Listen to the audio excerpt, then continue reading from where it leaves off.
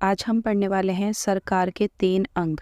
तो हमारी जो सरकार होती है वो 3 पार्ट्स में डिवाइड होती है, जिसमें से पहला पार्ट है विधायिका, दूसरा पार्ट है कार्यपालिका और तीसरा पार्ट है न्यायपालिका। इन तीनों की ही पावर अलग अलग होती है और तीनों की ही जो पावर है वो एक दूसरे पर डिपेंड नहीं करती, ना ही कोई एक दूसरे की पावर को हटा सकता है। और ऐसा इसलिए किया गया है ताकि किसी एक का पूरी सरकार पर कब्जा ना रहे। तीनों के काम अलग अलग हैं और तीनों के काम करने का तरीका, कौन क्या काम करता है, सबको हम बारी बारी से पढ़ेंगे। तो सबसे पहले हम आ जाते हैं विधायिका पर। विधायिका, जिसे हम आम भाषा में संसद कहते हैं, हम विधायिका कहें या फिर संसद कहें, बात एक ही है। यहाँ पर संसद को विधायिका इसलिए कहा जाता है क्योंकि देश की सबसे बड़ी कानून बनाने वाली जो संस्था है वो संसद ही होती है। संसद से ही कोई भी कानून पास किया जाता है और संसद में ही जो पुराने कानून हैं उसमें संशोधन भी किया जाता है। संशोधन का मतलब होता है किसी में सुधार करना, यानी कि पुराने कानूनों को जब बदला जाता है या फिर हटा दिया जाता है तो वो सारा काम भी संसद का ही होता है। यानी कि संसद काफ़ी पावरफुल संस्था है, काफ़ी पावरफुल अंग है। और सरकार जो बदलती है, जो सत्ता पार्टी में आती है, जैसे कि बीजेपी, कांग्रेस, जो भी सत्ता में आती है वो भी संसद का ही हिस्सा होती है। अब क्योंकि कानून संसद में बनाया जाता है तो इसलिए कानून जो होता है वो कानून बनने से पहले उसको विधेयक बोला जाता है। क्योंकि वहाँ पे विधेयक बनाया जाता है, इसलिए इसे विधायिका भी कहते हैं। तो विधायिका कहें या फिर संसद कहें, बात एक ही है। आपके बुक में कहीं पर भी विधायिका या फिर संसद लिखा हुआ हो तो आप कंफ्यूज मत होना, मतलब एक ही होता है, चाहे विधायिका चाहे संसद। यहाँ तक क्लियर है। अब हम बात करते हैं आगे। अब हम विधायिका के बारे में पढ़ रहे हैं, यानी कि संसद। तो संसद के 3 अंग होते हैं। कौन कौन से संसद के अंग होते हैं? पहला होता है राज्यसभा और एक होता है लोकसभा। इसका एक और अंग है जिसे हम समझते नहीं हैं कि वो संसद का ही अंग है, तो वो है राष्ट्रपति। जी हाँ, राष्ट्रपति भी संसद का ही एक अंग होता है। बहुत सारे बच्चे ये सोचते हैं कि राष्ट्रपति संसद भवन में रहता है और संसद भवन उसका घर होता है। नहीं, संसद 3 पार्ट्स में डिवाइड होती है। उसमें होती है एक राज्यसभा, एक लोकसभा और राष्ट्रपति खुद उसका एक हिस्सा होता है, यानी कि अंग होता है, जिसमें राज्यसभा की अलग पावर्स होती हैं, लोकसभा की अलग पावर्स होती हैं और राष्ट्रपति की अलग पावर्स होती हैं। तीनों मिलकर काम करते हैं और कानून बनाने में इनका योगदान होता है। तो हम बात करते हैं पहले राज्यसभा की। राज्यसभा को उचला सदन भी कहते हैं, अपर हाउस कहते हैं इसको। तो ये बड़ा सदन होता है, लेकिन सिर्फ नाम का बड़ा, बाकी पावर इसकी कम होती है। लोकसभा की पावर ज़्यादा होती है, जबकि इसको निचला सदन कहते हैं।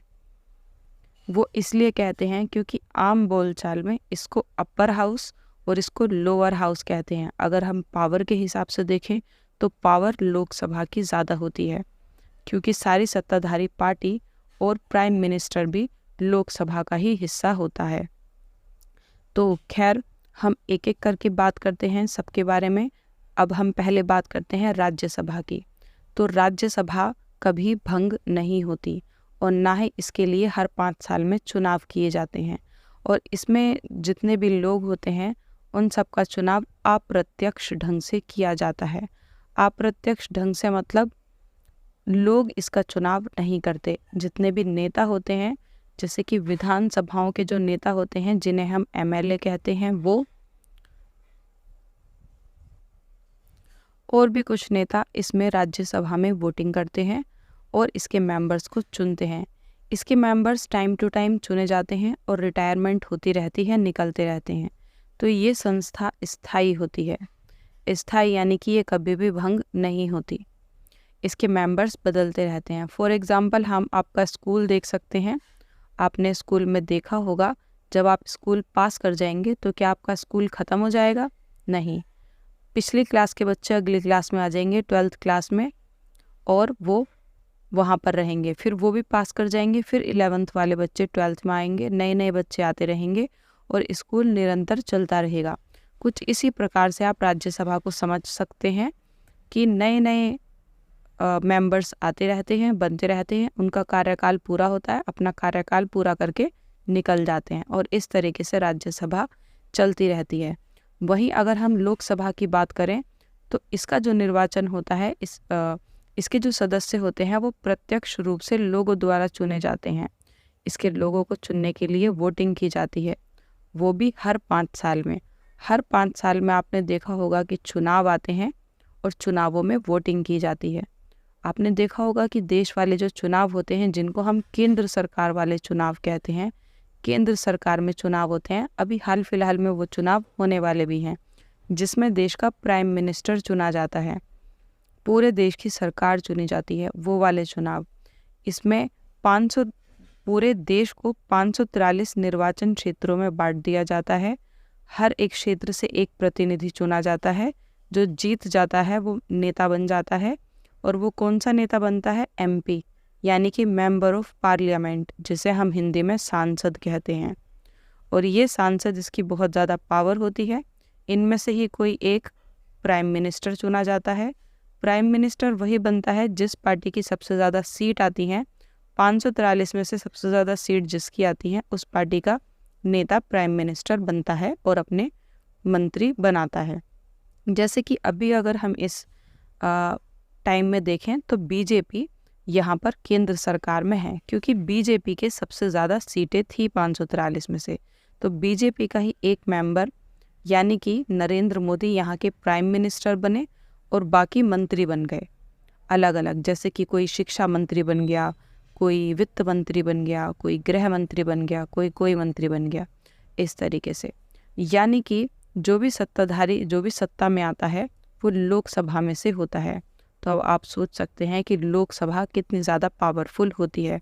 जितने भी कानून बनाए जाते हैं उन सबको पहले लोकसभा पास करती है, बाद में राज्यसभा पास करती है।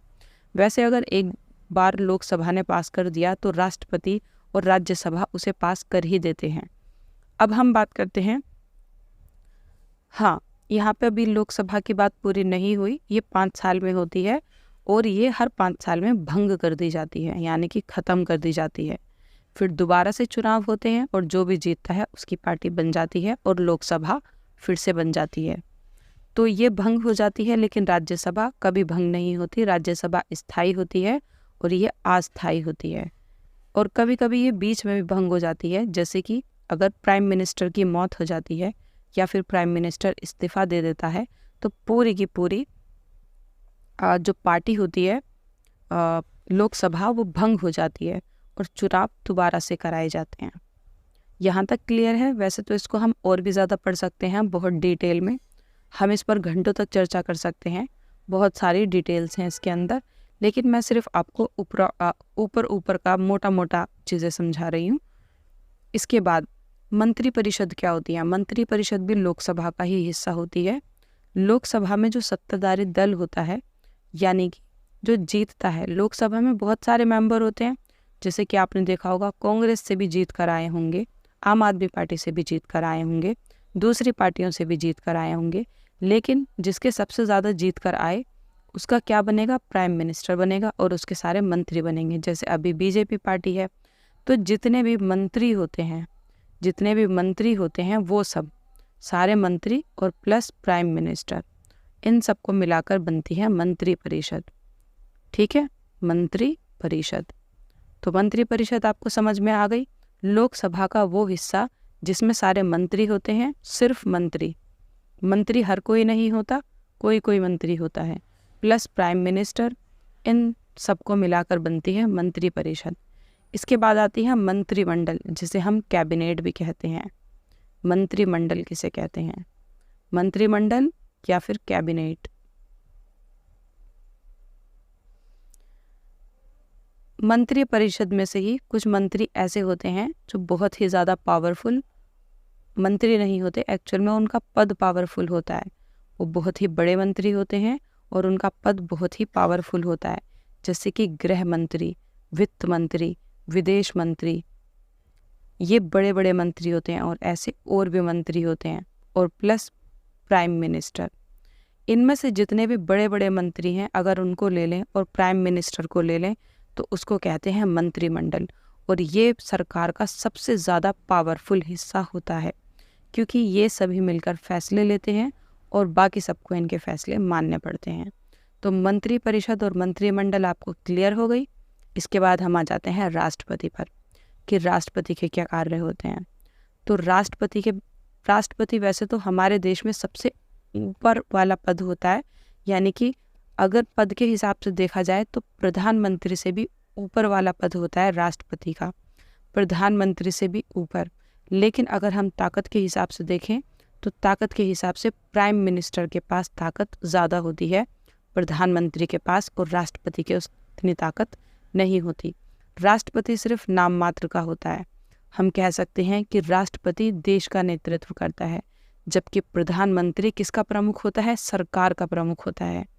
प्रधानमंत्री सरकार का प्रमुख होता है लेकिन राष्ट्रपति देश का प्रमुख होता है। राष्ट्रपति के कार्य होते हैं कि जैसे देश में कोई नेता आ रहा है, किसी दूसरे देश से मेहमान आ रहा है, तो उन सब पे मोहर कौन लगाएगा? तो राष्ट्रपति मोहर लगाने का काम करता है। देश की जितनी भी नीतियाँ होती हैं, जितनी भी चीज़ें होती हैं, वो राष्ट्रपति के नाम पर की जाती हैं। जब लोकसभा में कोई भी कानून बनाया जाता है तो उसे राष्ट्रपति के पास भेजा जाता है पास करने के लिए। तो राष्ट्रपति को वैसे तो उसे पास करना ही होता है, लेकिन कुछ चीज़ों में राष्ट्रपति के पास भी अपनी शक्ति होती है कि वो वीटो की पावर लगा के कानून को रोक सकता है। वैसे ऐसा कम ही होता है। राष्ट्रपति के पास एक और, जैसे कि राष्ट्रपति शपथ दिलवाता है, जब प्राइम मिनिस्टर शपथ लेता है प्राइम मिनिस्टर बनने की, तो राष्ट्रपति उसे शपथ दिलाता है। और राज्यपाल जब राज्य का राज्यपाल बनता है तो भी राष्ट्रपति ही उसे शपथ दिलाता है। तो ये सारे कार्य राष्ट्रपति के होते हैं। और राष्ट्रपति क्या करता है? राष्ट्रपति पूरे देश को रिप्रेजेंट करता है, जैसे कि जितने भी कार्य होते हैं वो सब राष्ट्रपति के नाम पर ही होते हैं। एक कार्य और है राष्ट्रपति का। मान लीजिए लोकसभा में किसी की भी सरकार अगर नहीं बनती, मान लीजिए किसी की भी 543 में से उतनी सीटें नहीं आती कि सरकार बन पाए, तो क्या होता है, बहुत सारी पार्टियां मिलकर एक सरकार बना लेती हैं। तो उन पार्टियों में लड़ाई रहती है कि हमारी पार्टी का नेता बनना चाहिए प्राइम मिनिस्टर, हमारी पार्टी का नेता बनना चाहिए। तो किस पार्टी का नेता प्राइम मिनिस्टर बनेगा, जब ये चीज़ डिसाइड नहीं हो पाती, तब राष्ट्रपति अपने विवेक से, अपने दिमाग से ये फैसला ले सकता है कि आखिर प्राइम मिनिस्टर कौन बनेगा। तो राष्ट्रपति के ये सारे काम होते हैं। लोकसभा, राज्यसभा और राष्ट्रपति, इन तीनों को कहते हैं संसद, जो होती है विधायिका। ये हमने सरकार का पहला अंग पढ़ा। आई होप आपको समझ में आ गया होगा। तो ये सरकार का पहला अंग है विधायिका या फिर संसद, जो क्या काम करता है? कानून बनाने का काम करता है। दूसरा काम होता है कानून को लागू करने का काम। तो कानून को लागू करने का काम करती है कार्यपालिका। तो अब हम आ जाते हैं सरकार के सेकंड अंग की तरफ, जिसका नाम है कार्यपालिका। कार्यपालिका सरकार के कानूनों को लागू करने का काम करती है कि कानूनों को अस्तित्व में कैसे लाया जाए, लोगों तक कैसे पहुंचाया जाए। तो कार्यपालिका के भी 2 अंग होते हैं। कौन कौन से? पहले होती है राजनीतिक कार्यपालिका और दूसरी होती है प्रशासनिक कार्यपालिका, जिसे हम नौकरशाही भी कहते हैं।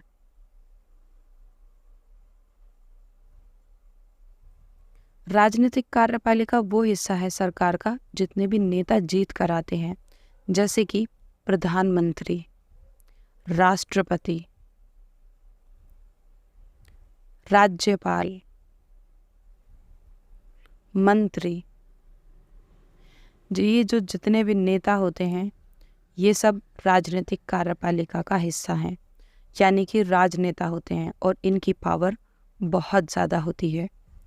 दूसरी तरफ होते हैं प्रशासनिक नौकरशाही, जो कि एग्ज़ाम देकर आते हैं, पास होकर और बहुत पढ़ लिख कर, जैसे कि IAS officer, IPS officer, IFS officer और भी बहुत सारे। और इनकी पावर राजनेताओं से काफ़ी कम होती है। वैसे तो इनकी पावर भी बहुत ज़्यादा होती है, लेकिन अगर हम अकॉर्डिंग देखें राजनीतिक नेताओं की, तो इनके अकॉर्डिंग इनकी पावर काफ़ी कम होती है। और इन सारे नौकरशाहियों को राजनेताओं के अंडर काम करना पड़ता है। जितने भी मंत्री होते हैं ये उन सब के अंडर काम करते हैं। अब आप सोचेंगे कि ये इतने पढ़े लिखे होते हैं तो इनको इनके अंडर काम क्यों करना पड़ता है और इनकी पावर इतनी कम क्यों है, राजनीतिक नेताओं की इतनी पावर ज़्यादा क्यों है? क्योंकि हमारे देश में लोकतंत्र का शासन है, यानी कि लोगों का शासन, और क्योंकि लोगों ने इन्हें चुना है, पीएम, राष्ट्रपति, राज्यपाल और मंत्रियों को, इसलिए संविधान ने इन्हें पावर ज़्यादा दी है, क्योंकि हमने ही इन्हें चुना है और हमारा जो शासन है वो लोकतंत्र का शासन है। और ये सब हो सकता है कि अपने काम में इन्हें इतनी नॉलेज ना हो जितने की इन्हें नॉलेज हो, और आमतौर पर होती भी है। जितनी भी प्लानिंग बनाई जाती है, जितनी भी चीज़ें बनाई जाती हैं, वो सब नौकरशाही बनाती है, और नौकरशाही राजनेताओं को एडवाइस कर सकती है कि आप ऐसा कर सकते हैं, लेकिन उस एडवाइस को मानना या फिर ना मानना राजनेताओं के हाथ में है। अंतिम फैसला इनका ही होता है। तो ये कानूनों को लागू करने का कार्य करते हैं। ये हो गया सरकार का दूसरा अंग, कार्यपालिका। अब हम आ जाते हैं सरकार के तीसरे अंग पर। तीसरा अंग था न्यायपालिका, जो कि ज़्यादातर सभी बच्चों की समझ में आता ही है। न्यायपालिका यानी कि जुडिशरी, जिसे हम कोर्ट से देखते हैं। न्यायपालिका, हमारे देश में न्यायपालिका 3 तरीके से होती है। सबसे पहले होता है उच्चतम न्यायालय, जिसे हम सुप्रीम कोर्ट कहते हैं। ये देश का सबसे ऊंचा न्यायालय है, और बाकी देश के जितने भी न्यायालय हैं उन सबको इसकी बात माननी पड़ती है, क्योंकि हमारे देश में न्यायपालिका की जो ताकत है वो ऊपर से नीचे की तरफ चलती है। सबसे ऊपर एक कोर्ट, उसके नीचे बहुत सारे, उसके नीचे बहुत सारे, और फिर बहुत सारे, और उसी हिसाब से पावर्स भी बटी हुई हैं। जैसे सुप्रीम कोर्ट सिर्फ एक है और वो दिल्ली में है, और वो पूरे देश को चलाता है, यानी कि पूरे देश की देखभाल करता है न्यायिक मामलों में। अगर सरकारों में झगड़ा हो जाता है, 2 सरकारों में, राज्य सरकार में या फिर केंद्र सरकार में, तो उसका निपटारा कौन करेगा? सुप्रीम कोर्ट करेगा। अगर सरकार में और लोगों में झगड़ा हो जाता है, जैसे कि कोई कानून बनाया जाता है और उस कानून को लोग पसंद नहीं कर रहे, तो केस कहाँ पे जाएगा? सुप्रीम कोर्ट में जाएगा, और उसका निपटारा सुप्रीम कोर्ट करेगा। यानी कि देश में जितने भी बड़ी बड़ी चीज़ें होती हैं, बड़े बड़े केस होते हैं, उन सब का निपटारा सुप्रीम कोर्ट करता है। और ये पूरे देश का सिर्फ एक ही कोर्ट है, और पूरे देश में सिर्फ एक ही है। सुप्रीम कोर्ट से नीचे आता है हाई कोर्ट, जिसे हम हिंदी में कहते हैं उच्च न्यायालय। ये उच्चतम न्यायालय यानी कि सर्वोच्च न्यायालय, और इसको कहते हैं उच्च न्यायालय यानी कि हाई कोर्ट। ये हर एक स्टेट का अलग अलग होता है, जैसे दिल्ली का अलग होगा, यूपी का अलग होगा, हरियाणा का अलग होगा। लेकिन कई बार ऐसा भी होता है कि 2 राज्यों का एक ही सुप्रीम कोर्ट हो सकता है, हाई कोर्ट हो सकता है।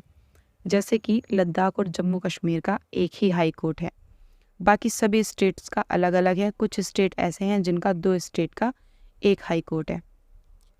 हाई कोर्ट से नीचे फिर आ जाती हैं जिला अदालतें। हर ज़िले में एक एक अदालत होती है, और ये बहुत सारी होती हैं, हर ज़िले में एक अदालत। उसके नीचे आ जाती हैं अधीनस्थ अदालतें। तो हर फैसलों के लिए अलग अलग अदालतें होती हैं। सुप्रीम कोर्ट के बहुत सारे कार्य हैं, जैसे कि संविधान की व्याख्या। संविधान में जो भी लिखा हुआ है उसकी व्याख्या करने का हक सिर्फ सुप्रीम कोर्ट को है। सुप्रीम कोर्ट ही बता सकता है कि जो लिखा है उसका मतलब क्या है। वो उसका मतलब बदल के भी बता सकता है, क्योंकि उसे हक है, उसे पढ़ने का हक है कि जो भी संविधान में लिखा हुआ है एक्चुअल में उसका मतलब क्या है, वो सुप्रीम कोर्ट बताएगा। और सरकार जितने भी कानून बनाती है वो कानून वैध हैं या फिर अवैध, यानी कि सही है या फिर गलत, इसका फैसला सुप्रीम कोर्ट करेगा। सुप्रीम कोर्ट चाहे तो उस कानून को नकार सकता है, अवैध घोषित कर सकता है, और उसके खिलाफ कोई अपील नहीं की जा सकती। तो सुप्रीम कोर्ट की अपनी एक अलग पावर है। हमने ये तीनों हिस्से पढ़ लिए सरकार के, जिसमें से पहला हिस्सा पढ़ने में बच्चों को सबसे ज़्यादा दिक्कत आती है। यहाँ पे मैं आपको एक चीज़ बताना भूल गई हूँ। संसद को हम विधायिका कहते हैं। इसमें ये मैंने आपको केंद्रीय स्तर की सरकार बताई थी, लोकसभा और राज्यसभा। इसमें राज्य स्तर की सरकारें भी आती हैं। राज्य स्तर यानी कि स्टेट लेवल पर भी सेम सरकार होती है।